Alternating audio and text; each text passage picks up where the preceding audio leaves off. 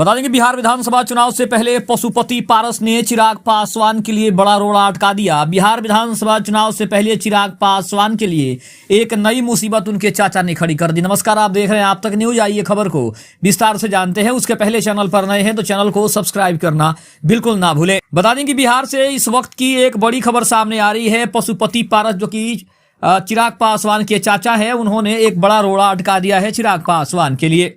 बता दें कि बिहार चुनाव में चिराग पासवान की मुश्किलें बढ़ने वाली है। चाचा पशुपति पारस ने पूरा प्लान बता दिया और साथ ही साथ इसका नफा नुकसान क्या है उसका भी विश्लेषण कर दिया है। बिहार चुनाव में इस बार चिराग पासवान पर सभी की निगाहें होंगी। उनकी पार्टी को कितनी सीटों पर उम्मीदवार उतारने का मौका मिल सकता है, इसके जवाब के लिए अभी इंतजार तो करना पड़ेगा। हालांकि उनके चाचा पशुपति पारस ने अभी से अपनी कमर कस ली है। उन्होंने ऐलान कर दिया है कि आगामी विधानसभा चुनाव में आरएलजेपी 243 सीटों पर चुनाव लड़ेगी। बिहार के चाचा और भतीजे की लड़ाई भला कौन भूल सकता है। राजनीति के मौसम वैज्ञानिक के नाम से मशहूर रहे स्वर्गीय रामविलास पासवान के दुनिया छोड़ते ही उनकी पार्टी और परिवार दोनों बिखर गए थे।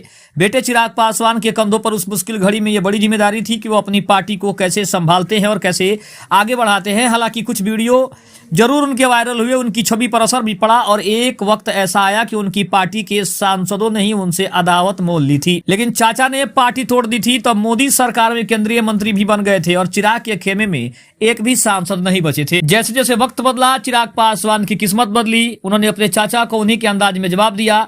अमित शाह और जेपी नड्डा से मिलकर वो लोकसभा चुनाव में एनडीए गठबंधन में रहते हुए अपनी पार्टी के 5 सांसदों को चुनाव मैदान में उतारे और 100% स्ट्राइक रेट के साथ उनकी पार्टी के सभी उम्मीदवारों ने लोकसभा चुनाव में जीत हासिल की। चिराग अब मोदी सरकार में केंद्रीय मंत्री हैं, यानी चिराग ने अपने चाचा से बदला तो ले लिया। अब जाहिर है कि पशुपति पारस बौखलाए हुए हैं।